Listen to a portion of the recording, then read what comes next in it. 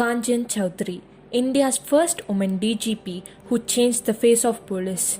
Kanjan Chowdhury, the tribalizing IPS officer who was India's first woman DGP and second woman IPS officer after Kiran Bedi, went on to become a national icon for entire generation of Indian women. She lived a life of service.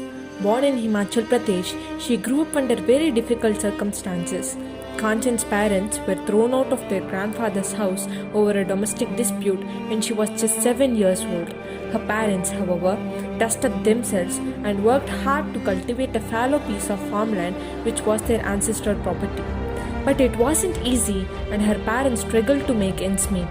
Once the land has begun to yield an income, her grandfather's family sold it to notorious local smugglers. These thugs came armed to the land and threw Dad and his helpers out. My father almost lost his life to these thugs. Dad went to court against it. From then on, I remember my father going to different courts to follow upon increasing number of legal cases. I too started going from office to office trying to get the police to register a case against my father's aggressors. I appealed to senior police officers, the governor of the state and also then PM Mrs. Indira Gandhi. She tells in Life Beyond Numbers. Following this experience, she had a burning desire to join Indian Police Service to serve justice. She did her schooling from Amritsar and college from Delhi. Nonetheless, working in a heavily male-dominated profession had its real share of challenges. She was the only woman among 90 men during her training, and her instructors thought that she would just quit the service. However, she was made of sterner stuff and made it through.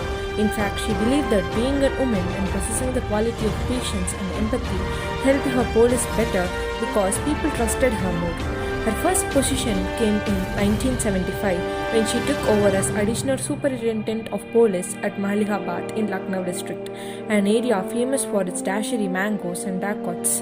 Within a year, 13 of them were named by the police, including a certain Makkan Singh who had evaded the police for over a decade. One of the major cases that she handled included the brutal murder of 7-time badminton champion Syed Modi, who was gunned down by unknown assailants in 1987 in Lucknow. Kanjan would go on to investigate other high-profile cases like Reliance Bombay dyeing case, beside other white-collar crimes. For her efforts, she was awarded the Police Medal for Meritorious Service in 1989. She also was awarded President's Medal for Distinguished Service in 1997 and Rajiv Gandhi's Award for Excellent All-Round Performance and as an Outstanding Woman Achiever in 2004. However, what really gave her satisfaction was helping other women in distress, particularly those suffering from domestic violence and sexual assaults.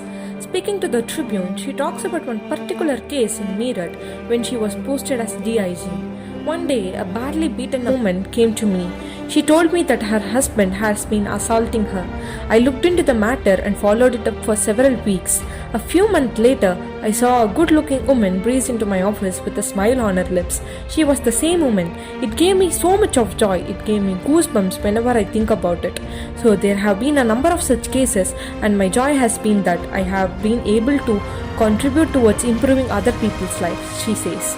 Subsequently, as the first woman DGP of the state, that is Uttarakhand, she battled the bias against women in service. She took the initiative of giving women home guards the responsibility of manning traffic points in the cities.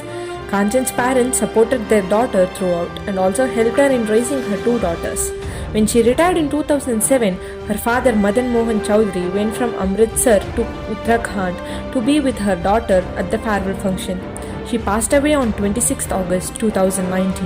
In losing Kanjan, the country has lost an icon of Indian Police Service. In other words of IPS Association, she was an officer with sterling quality of head and heart, who never felt the need to impose physical violence upon suspects to get an answer. One can say this for very few police officers in this country. What difference should she bring in system? I became a co-op to help people. I didn't want anyone to be treated the way my father had been treated. I spent at least 3 hours a day to meet those from weaker section of the society. On an average, I met 50 of them, mostly women. Toughness should, however, not be a weakness. She wants women cops. They should not ape men. Why do we need women in police force? To bring in sensitivity, kindness, affection, and fellow feeling that women are known for. We need smiling faces in police force. We need women to change the bad image the police have had, she stated. Jai Hind.